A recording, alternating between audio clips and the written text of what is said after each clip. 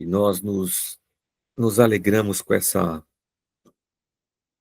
possibilidade que o Senhor nos dá a cada semana de nos encontrarmos aqui. Fala com a gente, Senhor, nessa noite. É o que nós te pedimos em nome de Jesus. Amém. Muito bem. Abandono e carência. Quem nos separará do amor de Cristo? Bom, o autor começa falando sobre a sensação, né, que às vezes as pessoas têm de não serem amadas. Aqui no caso, os cristãos, né, de não serem amados por Deus, e coloca aqui um exemplo concreto, né, de uma pessoa que não sabia se era amada por Deus. E aí, dentro dessa situação, mais pessoas também manifestaram a mesma sensação. Aí ele vai falar da patologia, né? A pessoa que tem alguma, eu vou chamar de patologia, de não se sentir amado, vai buscar compensações na página 74, né? Na, na competência e na excelência, ou na rebeldia, no vício, no cinismo, na violência. Ele vai citar dois caminhos para pessoa que podem ser trilhados por pessoas que não se sentindo amadas na infância e na vida vão acabar tomando caminhos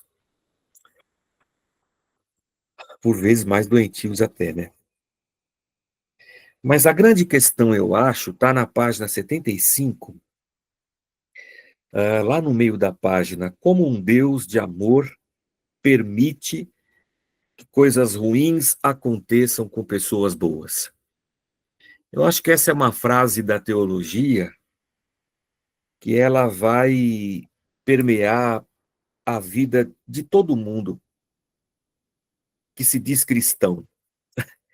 Eu acho que é a grande frase sem resposta que nós temos na busca de uma espiritualidade, de uma compreensão de Deus.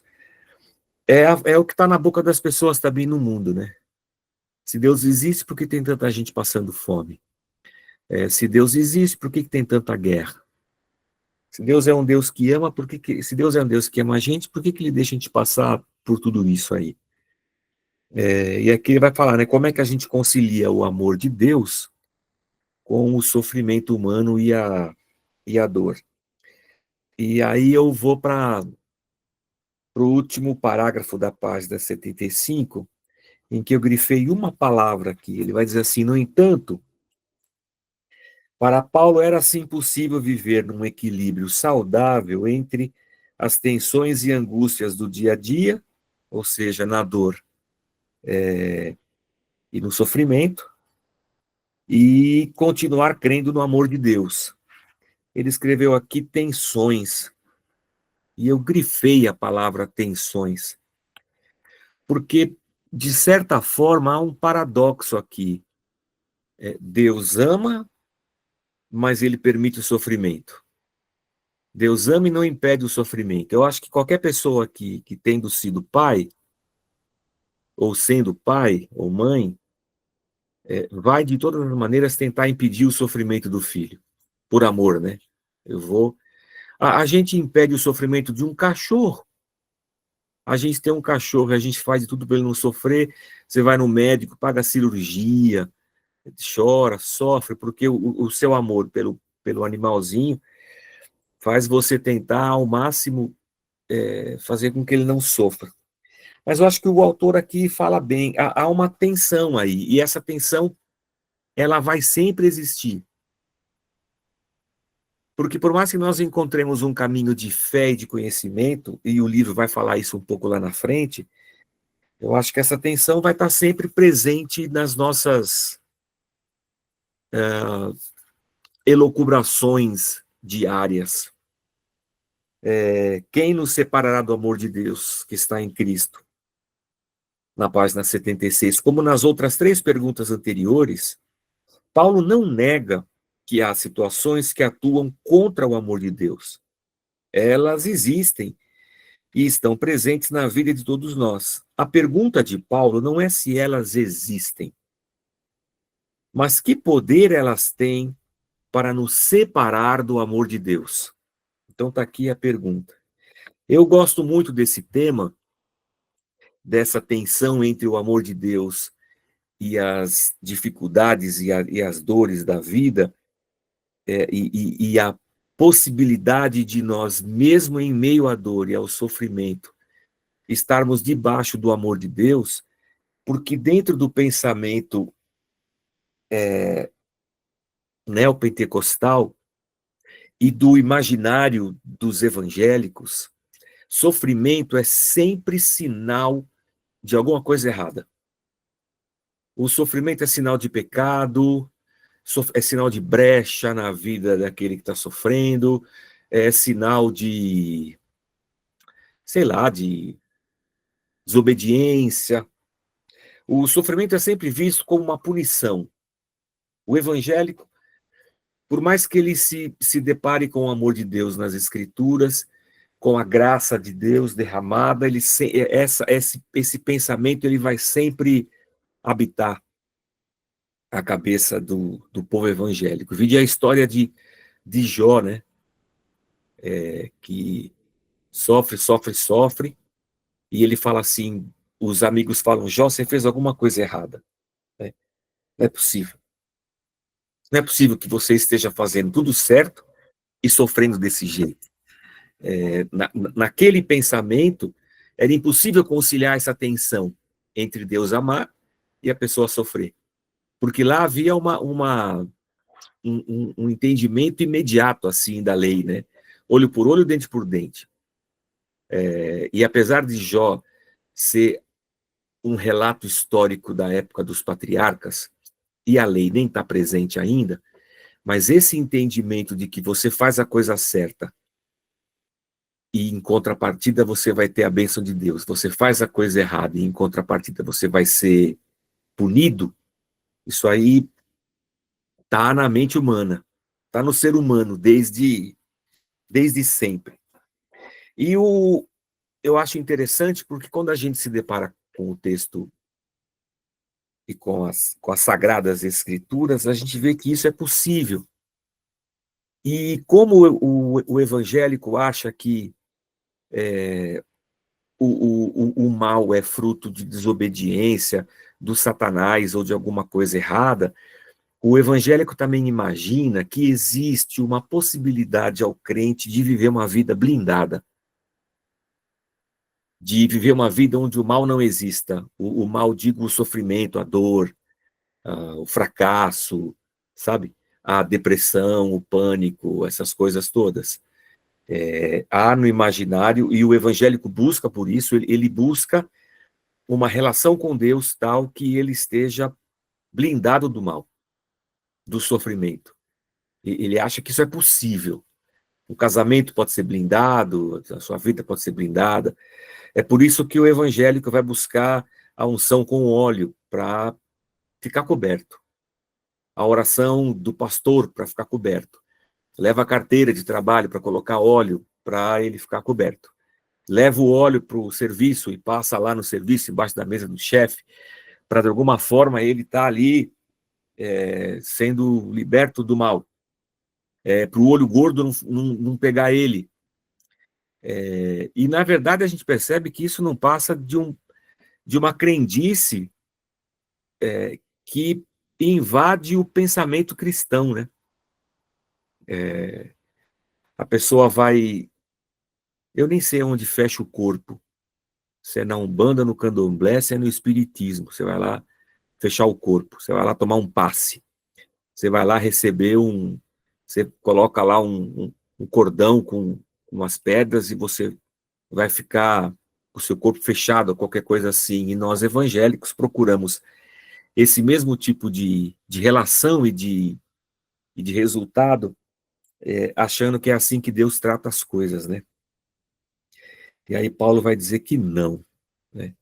Ele não está dizendo que elas não existem, elas existem. Isso é um balde de água fria na espiritualidade e na fé de muita gente, né? Quando eu saí, vou só falar um testemunho aqui. Quando o que me fez, num primeiro momento, contestar toda a teologia neopentecostal que eu acreditava, e eu estava lá acreditando que aquilo era realmente uma interpretação saudável do texto, que Deus funcionava daquele jeito, foi quando eu adoeci. E adoecendo, eu falei, pô, alguma coisa está errada, meu. Alguma coisa errada não está certa, né? Porque eu estou fazendo tudo certo, eu sou bispo, eu estou casado, meu casamento é uma bênção, eu não traí minha esposa, eu não fiz nada errado. Eu não estou endemoniado, nem tem demônio na minha vida, nem na minha casa. E como é que eu estou passando por uma situação como essa que o chefe diz que é demônio, ou que é qualquer coisa assim? Então, essa situação me fez abrir a perspectiva de eu olhar com outros olhos para o texto e falar assim, eu acho que eu estou errado. Eu acho que essa teologia tem falhas, né? E isso me fez ler e buscar. Tivesse lido esse livrinho antes, teria sido mais fácil, né? Teria sofrido menos. Mas é legal. Deus é amor, é o que João vai dizer lá em 1 João, capítulo 4. E aí ele vai dizer o problema aqui da nossa civilização ocidental, né? Da nossa cultura. A gente sempre pensa amor a partir de sentimento e de emoção, né? Amor para nós é um sentimento, é uma emoção, há uma necessidade de que as nossas sensações sejam envolvidas quando a gente pensa estar amando ou sendo amado. E aí lá embaixo, na página 76, ele vai dizer, mas Deus prova, ele vai citar, né, Romanos 5, mas Deus prova o seu amor para conosco pelo fato de ter Cristo morrido por nós, sendo nós ainda pecadores, né? Ele vai dizer, não há nada de romântico, ou não há nenhuma sensação aqui dentro dessa perspectiva da nossa cultura. Deus não dá flores para nós, Deus não faz um afago na gente, mas Deus não manda um presente, um vinho, Deus não convida a gente para ir para Monte Verde. Ele prova o amor dele por nós, se entregando na cruz, né? Morrendo. E aí ele vai dizer assim, na cruz, na página 77, lá em cima, né? No entanto, é nela, na cruz, que Deus prova o seu amor por nós. A cruz é a grande declaração de amor que Deus nos fez. Se nós entendermos que Deus é eterno, e se Deus é eterno, Pai, Filho e Espírito Santo, significa que desde antes da fundação do mundo, e João vai dizer isso, e Pedro vai dizer isso, né? Nas cartas de Pedro e no texto de Apocalipse, que Jesus Cristo é o Cordeiro que foi morto antes da fundação do mundo. Então, antes de ser formado o ser humano, de ser criado, de toda a terra ter sido feita, de Deus ter criado todas as coisas, Cristo já era o sacrifício pela humanidade. Quando Deus nos cria, o propósito de nos criar, de nos perder e de nos salvar já era presente e vivo. Então, Deus prova o seu amor para conosco, que ele se entrega para a morte antes mesmo de nos ter criado. Deus se entrega à morte. Vede que grande amor nos tem concedido Pai a ponto de sermos chamados filhos de Deus, e a gente só pode ser chamado filho de Deus mediante o sacrifício de Cristo na cruz. Aí ele vai dizer, não se trata de uma relação romântica, de um sentimento, de uma abstração, mas de uma atitude sacrificial. E aqui saindo um pouco do autor, o amor que nós conhecemos de Deus nas Escrituras é o amor sacrificial, é a entrega, é a doação. Não é um amor para dentro, né? Não é um amor que está no sentimento de Deus, que diz assim, eu te amo. É um amor que se materializa, que encarna, que morre, que sofre, que ressuscita e que compra de volta.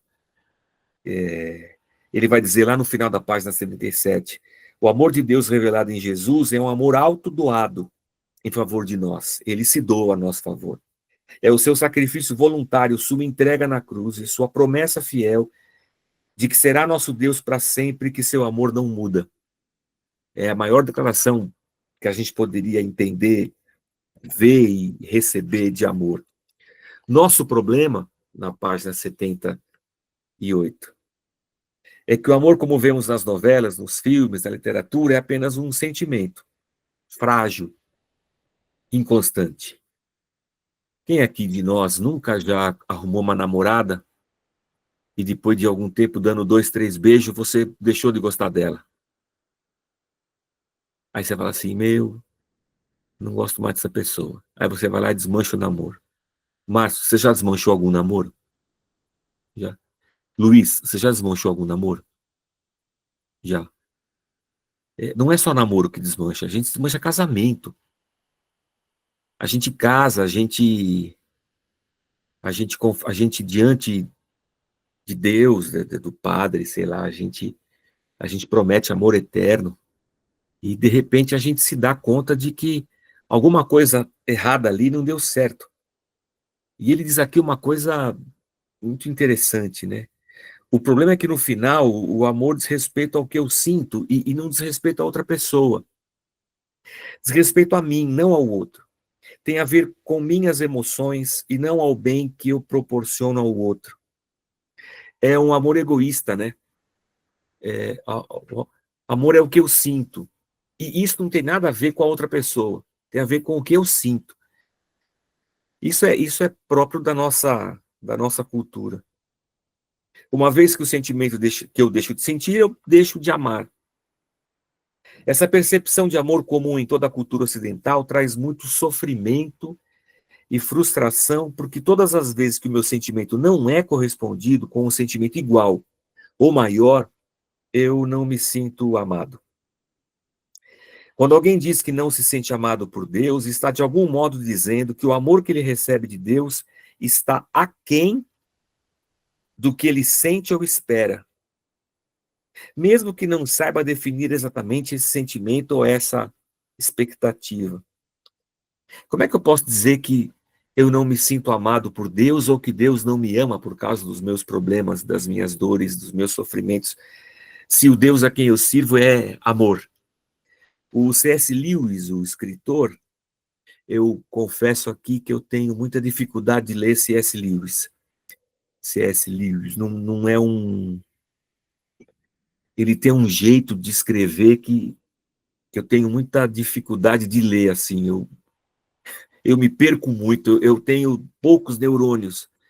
E eles não funcionam bem com o funcionamento da cabeça do Lewis. Mas o C.S. Lewis sofre uma perrengue na vida. A mulher morre de câncer e isso dá um revertério assim na cabeça dele. E para as pessoas que gostam de ler C.S. Lewis, eu recomendo. É bacana. Espero que você não tenha uma cabeça disfuncional igual a minha. Mas o C.S. Lewis vai dizer que amores naturais não bastam a si mesmo. Embora sejam belos e necessários, eles exigem cuidados constantes para que possam crescer, frutificar e ser transformados em gestos reais de bondade e cuidado. Esses amores naturais começam de maneira egoísta, ele vai dizer. E é verdade, aqui quem já ficou apaixonado sabe. A paixão é uma coisa muito egocêntrica, né? Mas se você desenvolver aquela paixão, se você regar, se você adubar, em algum momento aquilo vai se transformando num amor verdadeiro, que deixa de ser alguma coisa egoísta para você e passa a ser um sentimento em favor do outro, do bem do outro. É isso mais ou menos que ele tá falando. Sabemos que não é fácil nem simples passar da zona do egoísmo autocentrado para o altruísmo centrado no outro. O amor divino é totalmente diferente, ele diz respeito ao outro e não a si mesmo, né? Deus procura o bem do outro. E isso é um trem difícil para nós. Não é fácil. Ele citou um exemplo aqui na página 80, da situação de uma pessoa que encontrou uma amiga, um amigo depois de muito tempo, e perguntou em que igreja ele estava indo. Não estou em igreja nenhuma. O que é muito fácil de acontecer, né? Aquela igreja não tem amor, aquela igreja ninguém me ligou, ninguém me visitou, ninguém falou comigo, as pessoas não cumprimentam. Aí eu fiquei decepcionado, não fui mais. Mas mesmo não indo na igreja, eu continuo amando a Deus de paixão. Aí a pergunta que não quer calar você acha que Deus também se sente amado por você? Você está dizendo que você ama a Deus, mas você acha que Deus te ama? E eu fico pensando assim, eu vou demonstrar que eu amo a Deus à medida em que eu amo ao próximo, né? Se eu não amo ao próximo, como a mim mesmo, eu não amo a Deus. Se eu não sou capaz de amar os meus irmãos em Cristo, me submeter a uma comunidade e me permitir ser abençoado pelos dons ali, abençoar com os meus dons e entrar numa relação cristã de dar e receber, como é que eu posso dizer que eu amo a Deus, né? Temos uma confusa sensação de que amamos, mas se perguntarmos para a pessoa a quem amamos se ela se sente amada por nós, é provável que a resposta nos surpreenda. Isso aqui é louco, né? Assim, o... deixa eu desenvolver aqui a minha cabeça. A mulher do Márcio é a Judite, Renata, Augusta, Marcela. Renata também. Então, o Márcio fala assim, eu amo a Renata. Aí alguém pergunta, Renata, você se sente amada pelo Márcio? Ah, não me sinto. As nossas percepções são difíceis. João nos ensina, metade da página 81, que o encontro com o amor de Deus revelado em Cristo muda todo o paradigma da experiência humana de amor. Entendemos o significado do amor a partir do amor de Cristo e não o amor dos nossos pais, dos nossos cônjuges ou de quem quer que seja. Ou seja, a nossa experiência com Deus na salvação deveria mudar o nosso modelo de entendimento de amor e de amar. A partir de Cristo, nós deveríamos romper com essa nossa cultura ocidental de sensações e de experiências, e a partir do exemplo do sacrifício de Cristo, nós deveríamos também moldar o nosso amor a esse exemplo.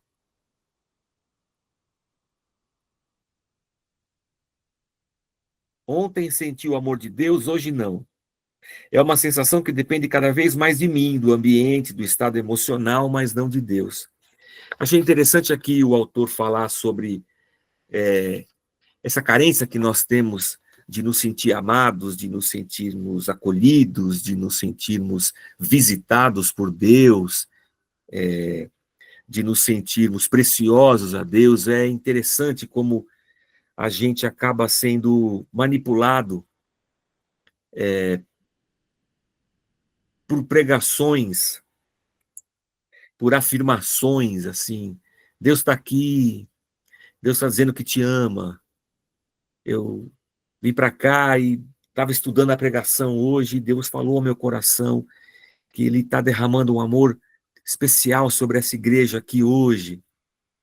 E é interessante como a gente precisa de uma experiência. Isso foi uma das coisas que me confrontaram muito no meu exercício de rompimento com o neopentecostalismo. Vou contar para vocês uma experiência minha, pessoal. Eu estava num momento assim que eu ia na igreja e eu não sentia nada. Você já passou por isso, não? Você ir na igreja e não sentir nada? Mas era esquisito, porque eu estava na igreja, e, e lá na igreja onde eu estava, todo culto tem que ter um mover do Espírito Santo. Todo culto tem que ter uma experiência, tem que ter milagre, tem que ter testemunho, tem que ter unção, tem que ter fogo, tem que ter gente chorando, sapateando, tem que ter. A gente chamava de mover, tem que ter o mover. E eu chegou um momento que eu falei assim, alguma coisa deve estar errada, porque eu ia nas nossas reuniões gerais e eu me lembro de uma experiência muito maluca, assim. Eu estava no ginásio do Ibirapuera, não foi sonho nem visão, foi real. Eu estava no ginásio do Ibirapuera, estava tendo um encontro lá de lideranças e o chefe estava pregando e aí ele falou assim, receba essa unção, qualquer coisa assim. E estava todo mundo orando em línguas no ginásio, sabe? A banda fazendo barulho, os músicos, aleluia, aleluia, e aquele fuzuê, aquela, aquela catarse emocional. E eu ali no ginásio de Ibirapuera, eu falei, "Mano, alguma coisa está errada. E eu não sei o que tá, eu não sei, mas eu não estou sentindo nada disso. Para mim, isso aqui não tem sentido nenhum. E aí eu pensei assim, ou eu tô certo e tá todo mundo nesse ginásio errado, ou tá todo mundo nesse ginásio certo, ou eu tô errado. Eu percebi que depois, na verdade, eu só estava no lugar errado e eu precisava sair de lá. Mas é interessante essa nossa necessidade da sensação. Isso faz com que os cultos eles sejam sempre um exercício de estímulo sensorial para as pessoas. A música, o tom da voz, a maneira como eu vou desencadeando a pregação, como eu vou apelando para esse senso comum das pessoas. Eu percebo um risco muito grande de manipulação, sabe? Ainda que desintencional, se é que isso possa existir, mas que há um sugestionamento bastante grande. E quando eu li aqui o livro, tudo bem que ele está falando de amor, mas está falando da carência, e de que essa minha carência é fruto de eu não entender e conhecer o amor de Deus, e de eu achar que o amor é sempre essa experiência sensorial, né? Eu vi bastante dessa minha experiência de ruptura com aquele movimento, e, e de tentar conhecer um Deus mais, mais igual o profeta, seja Moisés, seja Elias, né? Espero Deus num, espero Deus num rodamuinho, num trovão, num relâmpago. Deus fala para Moisés, eu vou passar aqui, você nem vai ver, você só vai ver o de costa. E Elias passou um vento assim, e Deus estava ali. Não teve nenhum negócio maluco, mas muito bacana. E é por isso que na página, vou dar um salto aqui, ó, que na página 85, ele vai dizer assim, e nós conhecemos e cremos no amor de Deus, no amor que Deus tem por nós. Deus é amor e aquele que permanece no amor permanece em Deus e Deus nele. Observe os verbos conhecer e crer. Toda experiência de amor começa aqui, conhecer e crer. É preciso conhecer e crer. E ele conclui seu pensamento reconhecendo que nós amamos porque ele nos amou primeiro. Não é que nós amamos a Deus porque ele nos amou primeiro, nós amamos. Eu posso amar minha esposa, eu posso amar vocês, eu posso amar o próximo, por causa do amor de Deus que me amou primeiro. E que foi para mim o modelo, né? O paradigma do meu amor. É a partir do amor de Deus que o meu amor é restaurado, consertado dessa deformidade do mundo e do pecado, e eu encontro no sacrifício e no outro a razão do amor. É muito bacana isso aqui. Aí olha o que ele fala aqui, ó, na página 84, isso aqui é maravilhoso. Página 84, segundo parágrafo. Muitos cristãos seguem pela vida sentindo solitários. Aí mais para frente ele vai dizer assim, ó, são consumidores de atenção e afetos. Para ser bom, um culto precisa provocar algum tipo de sensação nova a cada semana. E às vezes é assim que as pessoas se relacionam com a igreja, né? Elas são consumidores, elas não são membros da igreja, elas não são parte daquele corpo. Elas são consumidores daquela estrutura, elas querem consumir alguma coisa nova todo domingo. E sabedores disso, os pastores estão lá para oferecer sempre alguma coisa nova, uma experiência nova, um mover novo, uma unção nova. É interessante isso aí, que a palavra tem 1000 anos, mas eu vou lá com uma unção nova. Ai, eu lembro de um pregador internacional que vinha para cá e fresh anointing, uma unção renovada, fresca. Aleluia. Mas achei muito interessante. O que vocês perceberam da leitura? Um exemplo aí do ensinamento que a gente teve dos nossos pais e de um pragmatismo que só a responsabilidade é amor. É claro que quem ama é responsável. Não dá para você amar sem ser responsável. Mas eu acho que o modelo do sacrifício, ele é o modelo para nós. Tem um livro sobre casamento do Tim Keller, em que ele dá alguns exemplos engraçados assim.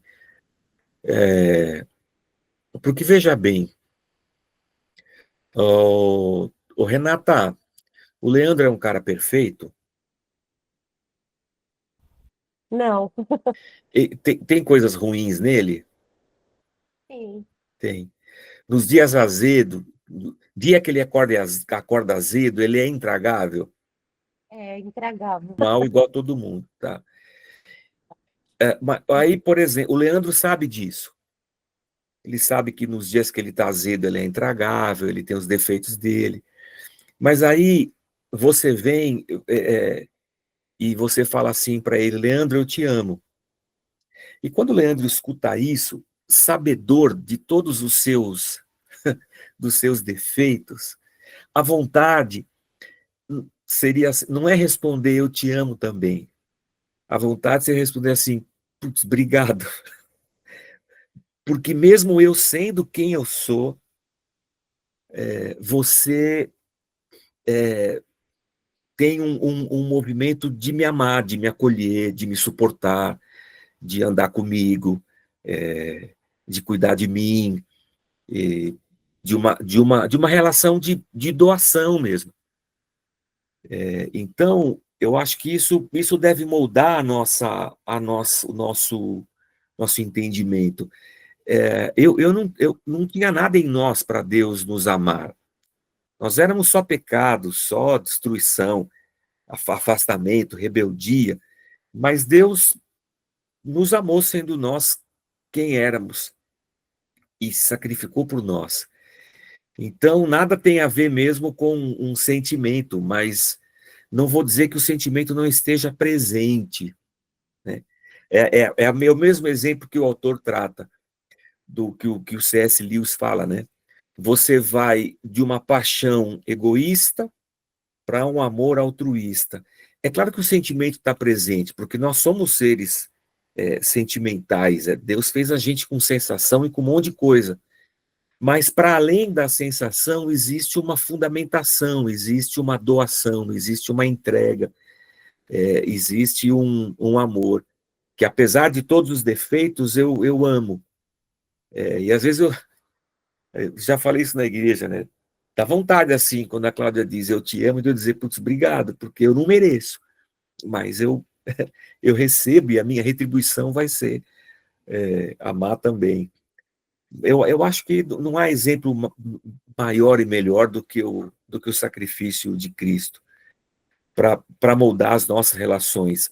Não está errado eu me sacrificar pela minha família, eu desejar o bem da minha família, eu cuidar da minha família. Eu acho que amor tá dentro disso tudo aí. Eu acho que a patologia que ele cita lá é quando eu desconheço o amor nessa entrega, sabe? Eu desconheço esse amor sacrifício, eu desconheço esse amor presente a despeito de.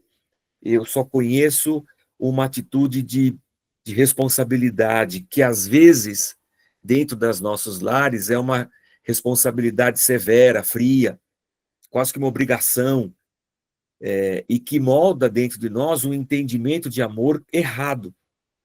E quando eu me volto para Deus, eu acho que Deus é assim também, um Deus austero, bravo, que me obriga às coisas.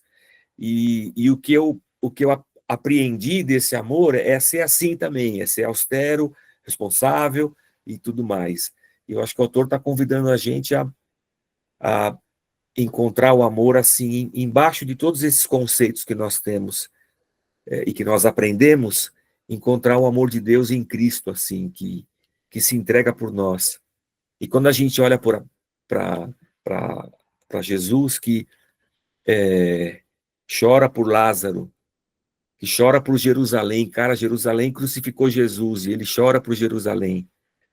A gente vê um Jesus que tinha olhos para uma pecadora, a religião não tinha, a sociedade não tinha, mas Jesus tinha.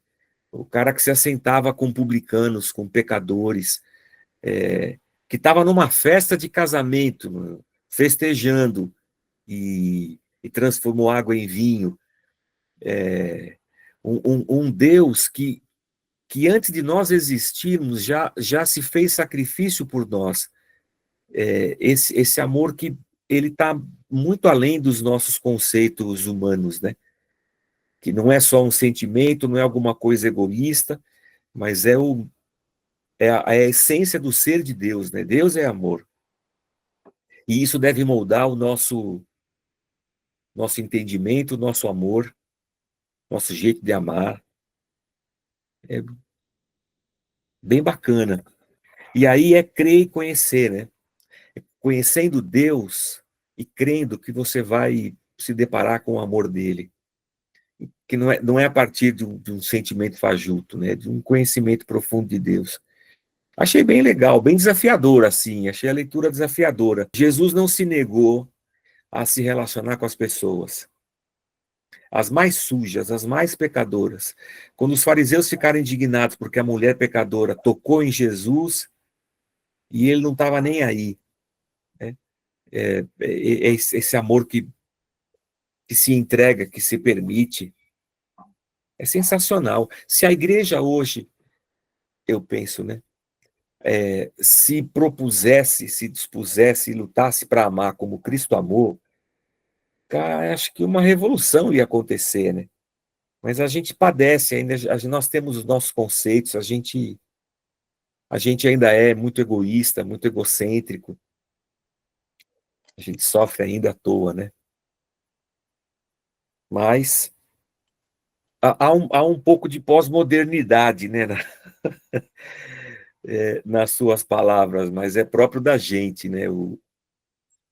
Mas eu acho que a nossa resposta ao amor de Deus, tendo aprendido que o amor de Deus é sacrifício, é doação, acho que essa nossa entrega a Deus, a nossa entrega ao próximo, a nossa submissão, a nossa obediência, vou usar o seu termo também, a nossa escolha, dentre as outras escolhas que eu posso ter no meu dia a dia, eu vou priorizar e a minha escolha vai ser por Deus, por conhecê-lo mais, por buscá-lo mais. Eu acho que esse é um caminho, sim. É isso aí. É difícil a gente manifestar amor quando a gente está fora do culto, né? No culto acho que é até mais fácil, mas quando está no dia a dia da vida, é difícil manifestar amor para pessoas que me ferem, que me machucam, Exato. num mundo hostil ou qualquer coisa assim. Essa sua fala é muito bacana. Porque, veja, eu vou tentar fazer uma associação aqui com a teologia bíblica. Eu vou contar um caso aqui que ele é fictício, tá? Ele é metafórico, ele nunca existiu. Deus Pai, Deus Filho, Deus Espírito Santo estão tomando um chá na sala, conversando, proseando da vida. E nessa conversa, entre os três, surge a ideia da criação.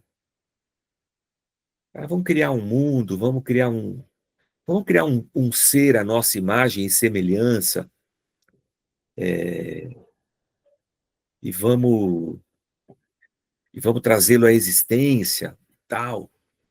Eu acho que é meio como um marido e mulher que planejam um filho, sabe? Naquele movimento de amor entre os dois. Vamos ter um filho, fruto desse nosso amor, alguma coisa desse tipo aí. Só que aí Deus, como é um Deus onisciente, onipotente, onipresente,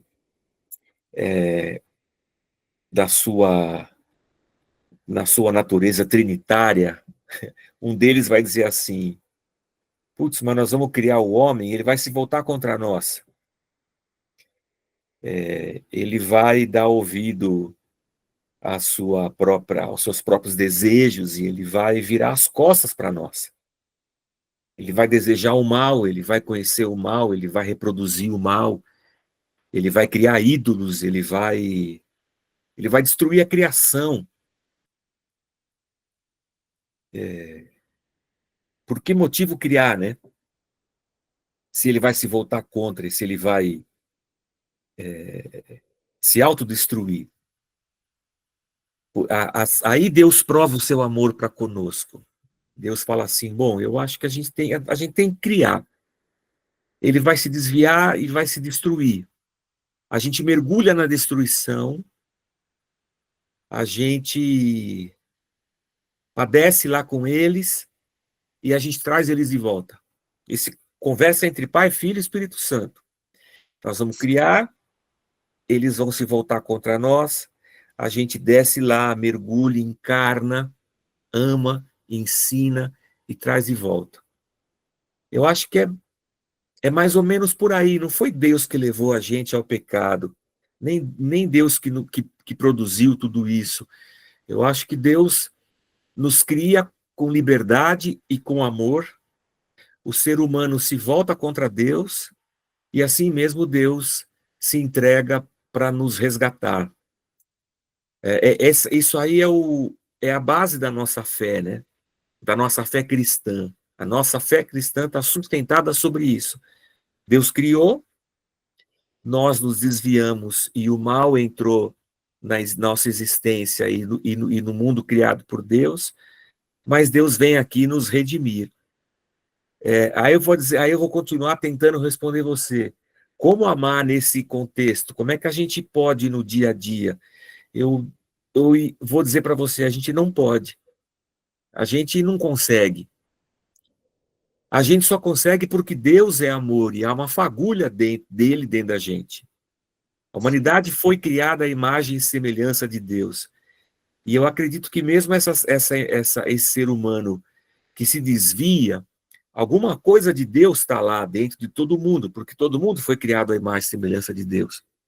A única maneira de nós conseguirmos amar como Deus nos ama e nós deixarmos de ser uma religião hipócrita ou farisaica, ou a gente deixar de achar que é uma filosofia humana, que eu vou lutar, eu vou conseguir, é nós entendermos o que Deus continuou fazendo por nós. Ele não só nos salva dessa nossa autodestruição, como Deus faz em nós, faz de nós sua morada.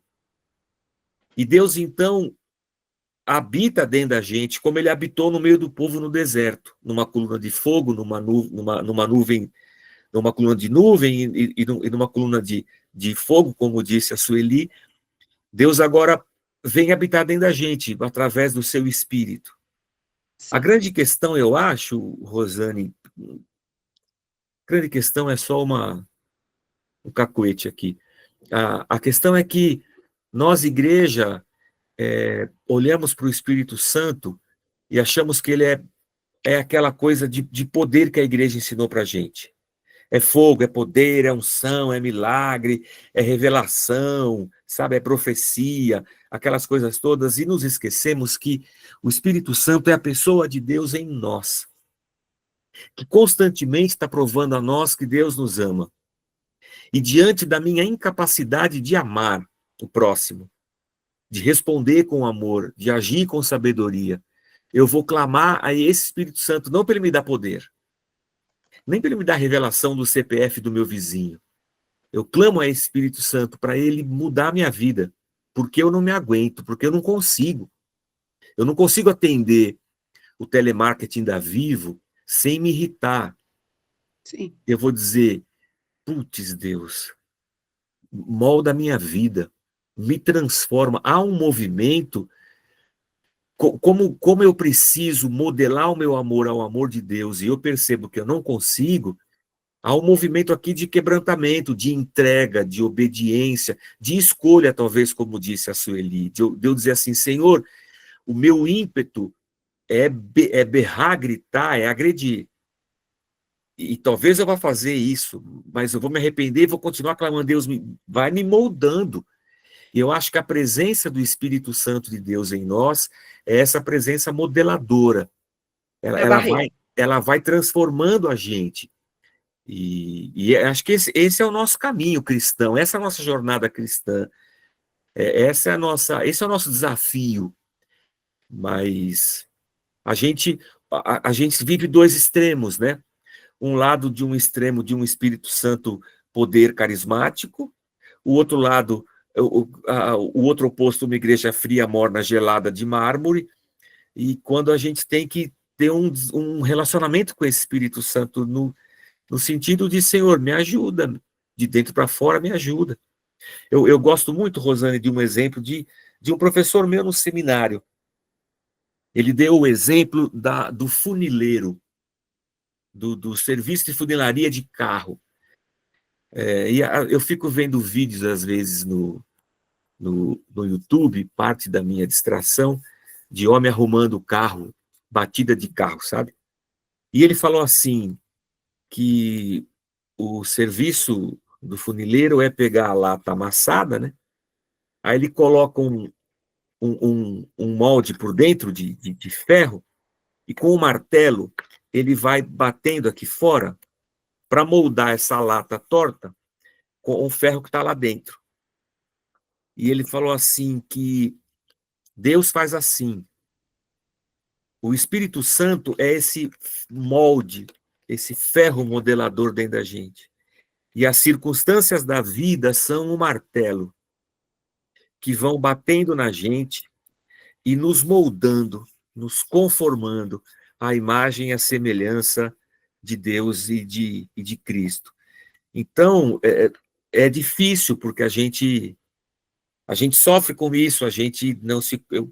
Eu confesso que eu não consigo, eu vou confessar isso para Deus, e agora eu tenho um movimento, a vida vai me bater, as circunstâncias vão me desafiar, e eu estou nessa jornada de santificação, né, de mudança. A gente está morrendo a cada dia. O morrer e o nascer de novo é esse exercício nosso diário, né? De ir num mundo que não ama, num mundo que odeia, num mundo de aparência, num mundo em que as pessoas não se sentem amadas, em que a gente mesmo às vezes não se sente, a gente moldar toda essa estrutura nossa interna a partir do Espírito Santo de Deus. Sem ele não dá, é impossível. E por isso que a fé cristã não é uma filosofia de vida que eu vou aderir, um pensamento que eu vou colocar dentro de mim, agora eu vou buscar a perfeição, não é nada disso. É a nossa confissão do nosso pecado, da nossa incapacidade. Não consigo, não posso.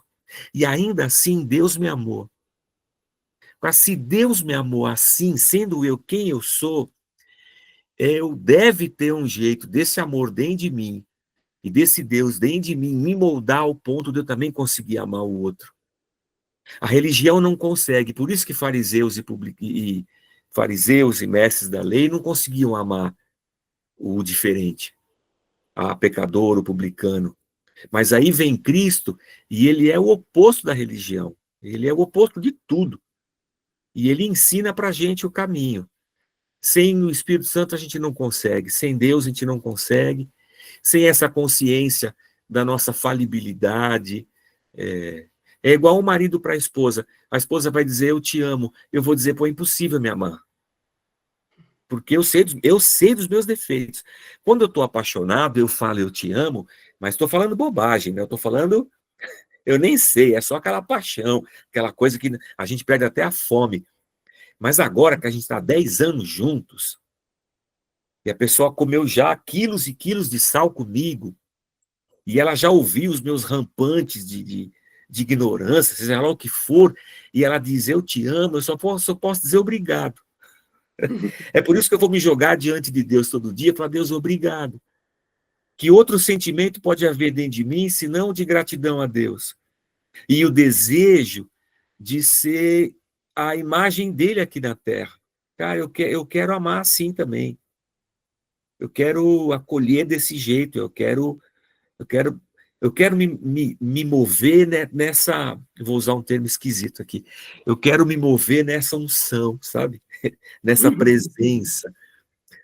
Mas a gente ouve o Espírito Santo e unção num extremo muito sensacionalista, assim, muito triunfalista, e muito cheio de misticismo. E a gente esquece esse Espírito Santo aqui, ó, que nos molda e nos modela. Sim, São dois desafios, né? Eu acho que o texto abre para a gente. Primeiro, de não me deixar corromper por essa mentira de que Deus não me ama, por causa de um sentimento. E segundo, é o desafio de eu conseguir amar o próximo. Por isso que nós estamos aqui falando dessas coisas, tem Jogo do Brasil, e nós estamos aqui, ó, falando do amor, da dor, de ser um marido melhor, uma esposa melhor, um pai melhor, um filho melhor, tentando ser uma nova criatura. Obrigada. Deus nos ajude. Amém. O professor usou o termo grego, era peirasmos, que na carta de Tiago, ele vai falar sobre aprovação, né? Que a aprovação é esse martelo que bate na gente, que vai moldando. Na hora a gente não entende, mas depois a gente agradece. Então, Deus nos ajude, irmãos. Obrigado pela participação, pelas colocações, todas elas são muito importantes. Todas as falas são sempre bem-vindas e necessárias, porque, de algum modo, todas elas se completam, né? Elas se complementam e todos somos edificados. Semana que vem estamos aí, capítulo 6, né? Gente, fiquem com Deus. Deus abençoe vocês.